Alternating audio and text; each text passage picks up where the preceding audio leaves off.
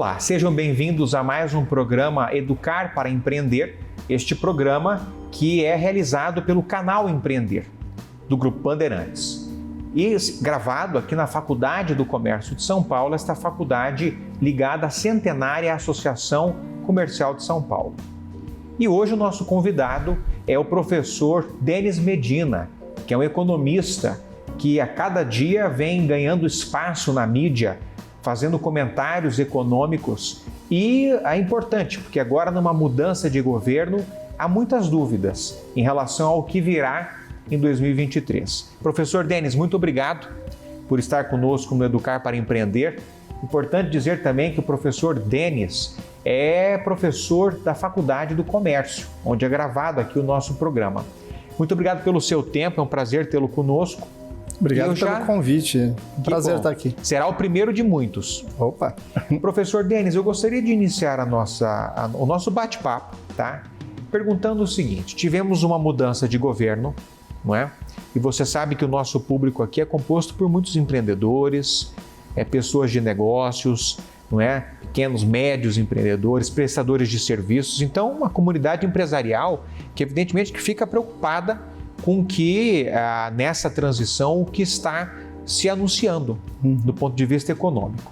Recentemente, o ministro da Economia, da Fazenda, o Fernando Haddad, anunciou um pacote de medidas econômicas. Eu queria saber se o senhor poderia nos explicar um pouquinho desse pacote e qual a sua visão como economista. Ótimo. Realmente a economia acaba impactando todos, né? Então é importante a gente entender o que está acontecendo, os caminhos que estão percorrendo para a gente poder também se preparar e se posicionar, principalmente os empreendedores.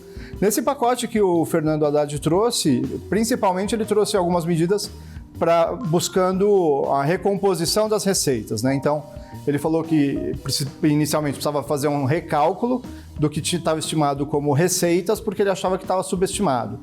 Trouxe lá algumas outras medidas de recuperação de tributos que não foram pagos, foram declarados, mas não pagos, para que as empresas pudessem colocar a vida em ordem e voltar a ter uma regularidade fiscal. E, de certa forma, ele falou que ia rever todos os contratos. Isso, mais detalhes, mas assim, no geral foi isso. Então, assim, ele focou uma parte maior do programa dessas medidas novas voltados para receitas, aumentar a expectativa de receita e de recuperar receitas perdidas, e uma outra parte um pouco menor para rever contratos, ver se existe alguma oportunidade ali de ter um serviço melhor, com um custo melhor. Então, basicamente, essa é uma visão geral dessas medidas que ele trouxe, são as primeiras medidas econômicas. Né? Perfeito. Agora eu te pergunto uma coisa, professor Denis. Existem muitos analistas econômicos, não sei se essa também seria a sua visão, que verificam nesta equipe econômica e no governo como um todo, uma visão de que para o progresso é necessário arrecadar mais. Então, talvez uma vontade mais de promover o crescimento econômico arrecadando mais impostos em detrimento de um corte de despesas. É a sua visão? Você acha que é assim que o atual governo se apresenta? É o que mais se aproxima do que a gente tem visto. É muito inicial ainda, né? A gente está no primeiro mês, as primeiras semanas. Então, é cedo para dizer, mas o que está mais visível o governo pretende aumentar gastos, né? Uma das formas de expandir a economia é expandindo gastos do governo. Agora, para expandir gastos, precisa arrecadar mais. Então, ou cortar despesas. Ou cortar despesas que não geram crescimento econômico, né? Então, folha de pagamento, funcionários. É importante, tem que manter a máquina funcionando. Porém, se a gente automatiza alguns serviços, você consegue prestar um bom serviço ainda com uma folha menor. Então, essa seria uma forma de corte de gastos inteligente. Gastos em construção ou manutenção de infraestrutura, isso é importante, porque quando você vai contratar uma rodovia, você precisa lá de serviço de terraplanagem, asfalto e uma série de outros serviços, e são empresas terceiras que acabam prestando esse serviço. Então, você acaba gerando várias áreas da economia num processo desse. Esse é um gasto fundamental e esse é o tipo de gasto que mais aconselhável gerar um crescimento, aumentar esse tipo de gasto de investimento, infraestrutura. Tá. E me diz uma coisa, Denis, você é defensor do teto de gastos públicos? Olha, o teto de gastos, de certa forma, congela, né? Que é muito... A economia é um pouco mais complexa, né? A gente falar só de teto de gastos isolados, ele acaba engessando a administração. Outra coisa que engessa a administração são as despesas obrigatórias. Então, existem gastos que são obrigatórios do governo, onde ele tem que gastar X% com saúde, X% com educação. E, em alguns momentos, assim, poderia haver uma flexibilidade, porque se eu fiz um investimento em educação básica, por exemplo, e essas está diminuindo o crescimento populacional das idades mais baixas, eu posso direcionar esse gasto para outros tipos de despesa. Mas o jeito como é formado o orçamento hoje engessa tudo. Então, o teto de gastos é importante porque a gente obriga o governo a ter um controle, né? Escolher melhor onde gastar. Por outro lado, o orçamento como é hoje engessa, ele não pode muito escolher, né? Não posso falar assim, tudo bem, a gente tem uma população de crianças na escola hoje um pouco menor do que era no passado, as escolas já estão prontas, as coisas já estão funcionando, não preciso construir mais escolas, fazer mais infraestrutura para educação, por exemplo. É um exemplo, né? Tem outras áreas que também podem ser assim. Mas existe uma obrigatoriedade de gasto ali. Claro. Então isso acaba engessando. Mas o teto de gastos é importante, porque a gente não vai gastar mais do que arrecada, só que tem outras reformas que precisam ser feitas para melhorar ainda mais a forma como se gasta, né? Como se investe o dinheiro na sociedade. E, Denis, como economista, qual a sua visão sobre o Banco Central independente? Você acha que esta condição do Banco Central, ela é importante? O ministro Haddad recentemente falou assim, não existe política fiscal separada de política monetária. Tem razão, são políticas econômicas, é um todo. Agora, a importância do Banco Central independente é a não manipulação do controle monetário para fins políticos. Um exemplo, assim. Se a gente aumenta... O governo quer gastar mais. Uma das formas de o governo gastar mais é imprimir dinheiro. A gente tem a Casa da Moeda, vai lá, imprime mais dinheiro, pronto, tenho dinheiro, gasto e acabou. Quando a gente aumenta, toda a economia é oferta e demanda. Quando eu aumento a oferta de dinheiro, eu diminuo o seu preço. Ou seja, eu gero uma desvalorização monetária. Eu gero inflação. Essa é o final a conclusão de... Por que não imprime dinheiro e paga as contas? Sim, porque... Acontece como, por exemplo, a gente viu um exemplo na Venezuela. Para comprar um tomate, eu preciso de um pacote de dinheiro. Então, assim, esse dinheiro já não vale tanto quanto o tomate. O tomate é mais escasso do que o dinheiro, por isso eu preciso de mais dinheiro para comprar um tomate. Então, basicamente é isso. E a independência do Banco Central vem nessa direção de falar assim, olha, o controle monetário não segue um programa eleitoreiro, um programa populista do governo, a gente tem um controle das finanças, mas isso sim, precisa ter uma sintonia com a parte fiscal, com a arrecadação e gasto do governo para que tenha um equilíbrio, a gente gere um crescimento sustentável com baixa inflação. Essa é uma das vantagens do Banco Central, mas precisa ter um entrosamento, precisa ter uma sintonia ali das duas políticas, porque elas acabam andando juntas, né? Claro. E também se anuncia para esse primeiro semestre uma reforma tributária. E existem muitos, até mesmo políticos, administradores públicos, economistas, que entendem que uma boa reforma tributária, seja ela qual for, tem vários projetos em andamento, ela necessariamente deveria suceder uma reforma administrativa. Primeiro você realizar uma reforma administrativa até para verificar o que pode ser economizado, o que pode ser... Aí se chega a um custo do Estado e aí depois uma reforma tributária para entender o que vai ser arrecadado para bancar aquele Estado, certo? Você acha que essa lógica ela procede e se isso é possível ou se isso está fora do script desse governo? Acho a reforma tributária fundamental, principalmente a simplificação da forma de tributar, arrecadar, declarar, porque hoje as empresas, os empreendedores, acabam gastando uma parte considerável do seu orçamento com departamentos tributários, contabilidade, auditoria, e ainda assim tem problemas de em compreensão errada das leis, de como deveria ser recolhido, o que incide sobre o quê. Tentar, dentro dessa reforma tributária, eliminar imposto sobre imposto, que isso tem diversas formas onde a gente vai tributar e tributa sempre um imposto em cima da mercadoria que já estava tributada, ou seja, acaba pagando imposto sobre imposto. Sim. Imposto em cascata. Então, assim, uma reforma tributária é fundamental. A administrativa também, porque a gente tem passado uma modernização de toda a sociedade, né? Então, hoje muitos serviços digitais, tem algumas coisas que no passado eram fundamentais, hoje não são mais, né? Ascensorista, por exemplo, os elevadores antes precisavam de operador, hoje tudo muito mais automatizado. Então, tem coisas que precisam melhorar e serem aprimoradas. Agora, não sei se existe uma ordem. Eu sei que as duas precisam, as duas são prioritárias. Isso é importante acontecer as duas. Acho que a fundamental é a tributária. A gente simplificar a forma de arrecadar. Eu entendo muitas vezes que o empresário já está com uma determinada carga tributária.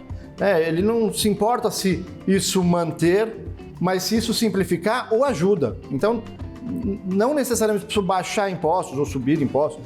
Eu preciso deixar o negócio mais simples, menos litígio, né? Uma das medidas aí do governo é o litígio zero, ou seja, se a gente simplifica, se a gente elimina a possibilidade de erro, porque o negócio é mais compreensível e mais simples, a gente já facilita muito para o empreendedor. Claro, com certeza. O pequeno que está nos assistindo, o que ele deve se atentar quando a notícia é de natureza econômica?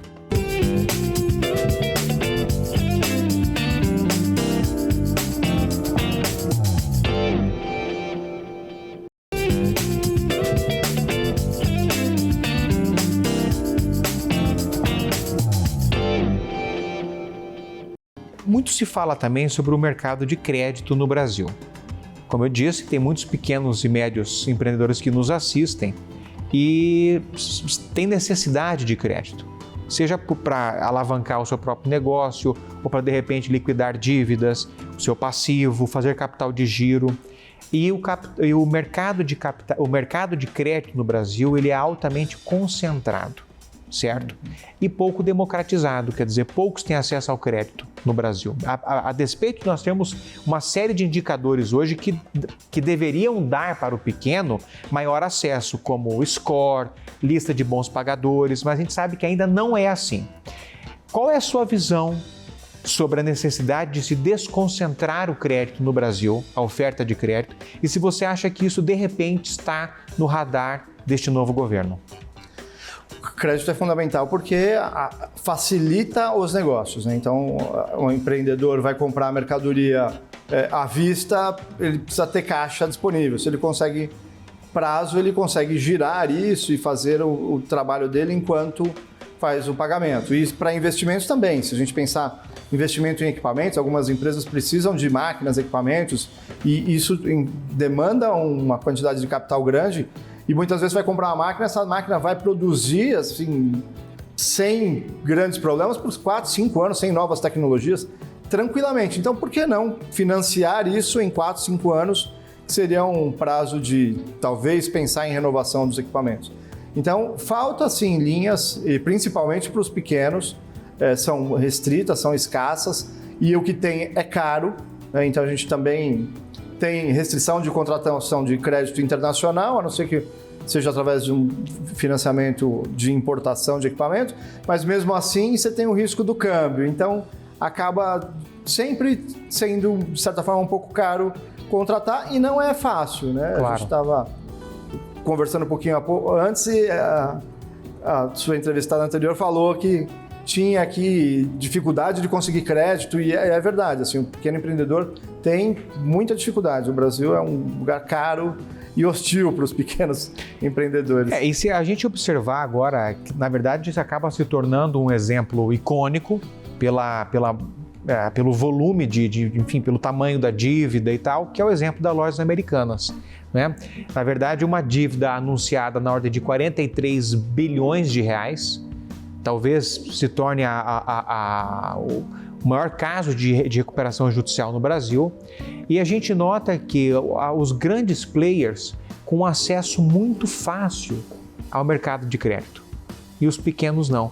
E às vezes o pequeno tem condições, tem um bom score, tem de fato capacidade, tem fôlego para pagar, mas dele se exige uma série de condições de avalista, de garantia, de uma série de coisas que como é que o pequeno vai conseguir? É uma burocracia que ele não consegue vencer. Não é isso, professor? Acontece com frequência, né?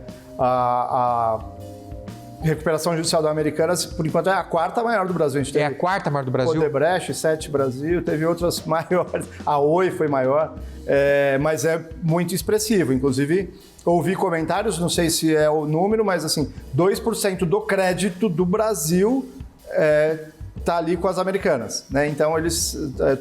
É um volume muito expressivo de dinheiro concentrado numa única empresa. Óbvio, ela tem uma abrangência muito grande, mas a gente vê que se os bancos pulverizarem isso, é que também tem a questão do risco, né? Os pequenos empreendedores você tem que analisar, é uma equação complexa para os bancos também, né? Porque para analisar os pequenos eu tenho que analisar cada um, né?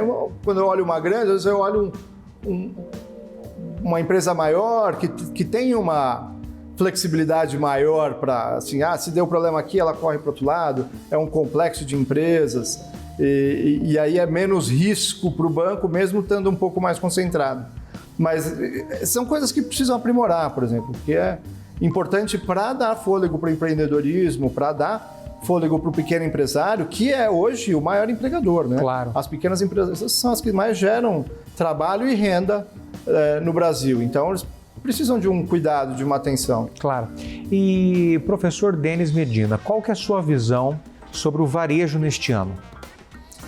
Olha, pelas características do governo, falei, né, tem uma perspectiva de gastar mais, de investir mais, expandir gastos, eu vejo isso como positivo para a economia como um todo.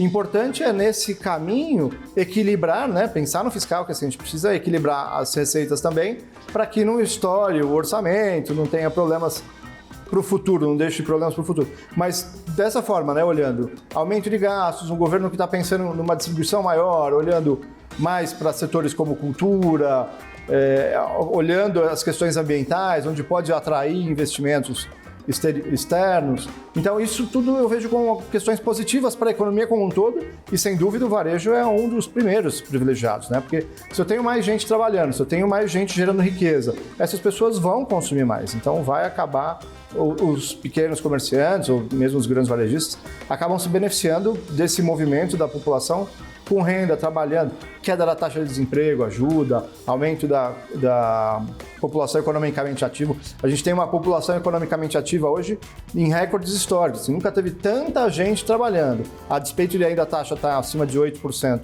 de desemprego, nunca teve tanta gente no mercado de trabalho. Então, assim, é mais gente com renda, mais gente gastando. Isso é super positivo e o varejo é muito beneficiado por esse lado. Perfeito.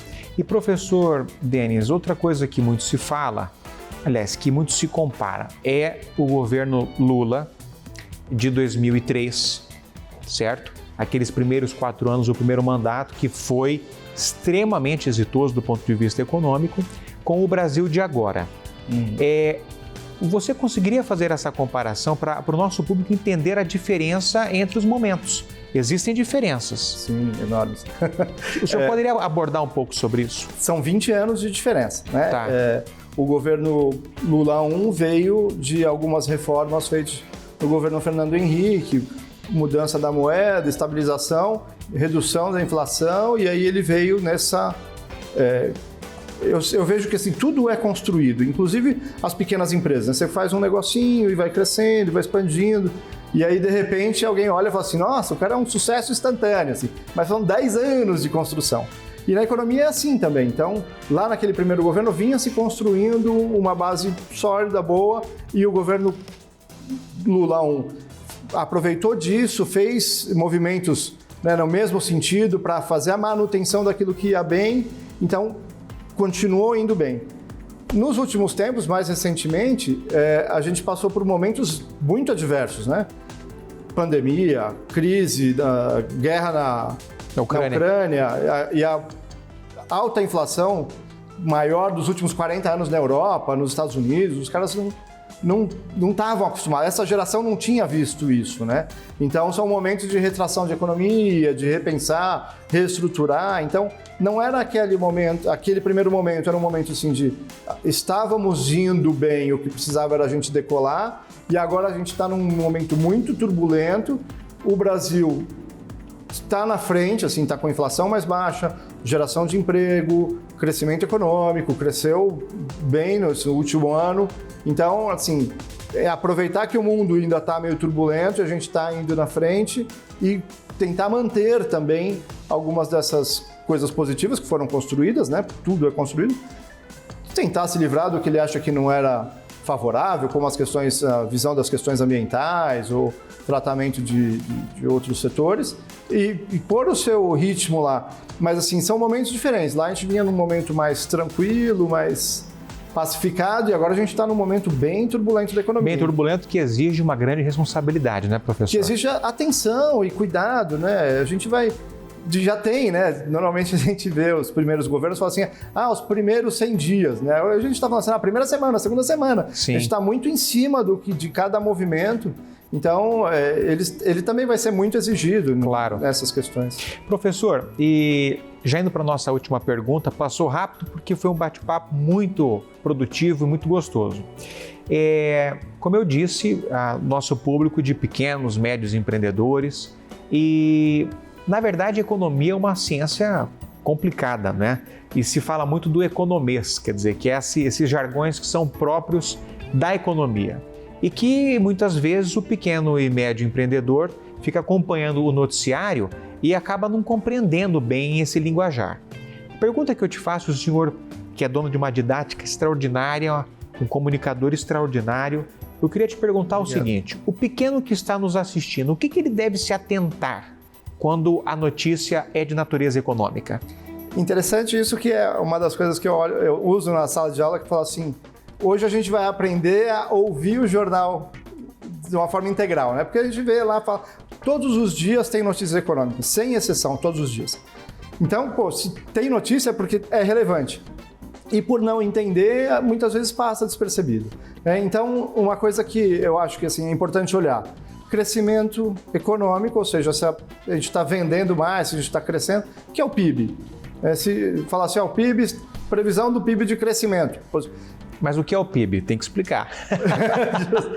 PIB é a soma de toda a riqueza gerada na economia. Então, tudo que se produz, todo mundo que produz alguma coisa, gera serviços, indústria, comércio, acaba somando isso, que é o volume do PIB. A soma das riquezas. Tudo que a gente produziu, todas as riquezas produzidas na economia. Então, se a gente está produzindo mais, a gente está indo num momento bom. A gente consegue contratar mais, prosperar. Se tem uma retração do PIB ou uma redução do PIB, isso é preocupante. Outro ponto fundamental é inflação. Então, existem dois índices principais. O IPCA, que é o índice oficial do governo, que ele tem uma meta de 3,25%, e a gente está quase chegando, voltando para a meta que a gente estourou. E tem o IGPM, que é mais utilizado para correção de aluguéis e outros contratos, né? Então, o que a gente precisa olhar? Os dois, porque os dois acabam nos afetando.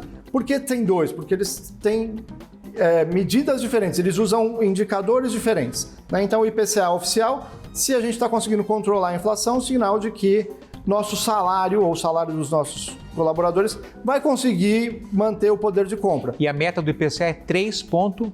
3,25. Tá. Com uma tolerância de mais 1,5 ou menos 1,5. Então, ou seja, pode chegar a 4,75 ou até 2,75. Tá, e o governo está tentando restabelecer esse patamar. A política monetária vem com juros altos justamente para retrair o crescimento econômico, ou seja, se as pessoas, oferta e demanda. Se as pessoas estão muito eufóricas para comprar, os preços sobem, né? Se falta produto, os preços sobem. Se a gente tem uma normalização de produto e as pessoas estão consumindo mais ou menos igual, os preços se acomodam e ficam estáveis. Então, inflação corrói poder de compra. Na verdade é o seguinte, se a gente olhar lá para trás, você conseguia comprar uma lata de Coca-Cola por R$1. Hoje a lata de Coca-Cola custa R$3,50, R$4, R$5. Então essa é a inflação. O mesmo produto, antes com R$1.000 você comprava 1.000 latas. Hoje com R$1.000 de salário você já não compra 1.000 Coca-Cola. E aí isso toda a cesta de produtos da mesma forma. Então falamos do PIB, importante, inflação, importante. Aí assim entra em outras questões mais técnicas, assim, né? Se o governo está gastando mais ou menos, porque isso vai prejudicar lá na frente, mas assim, se o pequeno empresário conseguir já olhar inflação e PIB e fazer uma leitura, falar assim, está crescendo ou está diminuindo? É hora de eu investir ou não? E um cuidado, assim, a economia tem a previsão de crescimento para esse ano de 1,7%. Quanto que você vai prever crescimento do seu negócio? Então, se eu não fizer nada, eu cresço junto 1,7%. Então, eu preciso fazer um esforço aqui no meu negócio, buscar mais clientes, expandir mais produtos.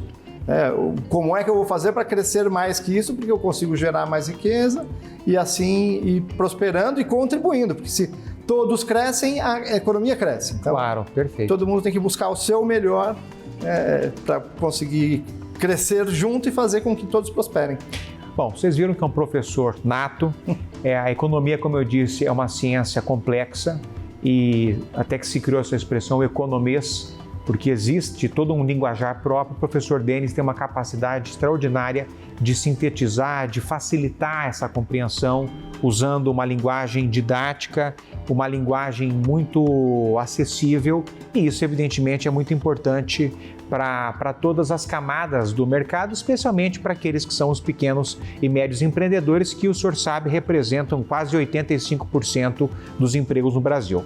Professor Denis, muitíssimo obrigado pelo seu tempo, muitíssimo obrigado pela sua inteligência, pelas suas lições, e já fica o convite para o nosso próximo programa. Imagina, obrigado você pelo convite, e fica o convite de quem está assistindo vir conhecer a FAC, né? Claro. Já que a gente está aqui, que venha conhecer, venha ver os cursos que a gente tem disponível, não só para o próprio empreendedor, mas para os seus colaboradores, para se prepararem. Se eu tenho uma equipe mais preparada, acabo buscando também melhoria para todos. Obrigado pela oportunidade. Muito bem. Muito obrigado e até o próximo programa Educar para Empreender.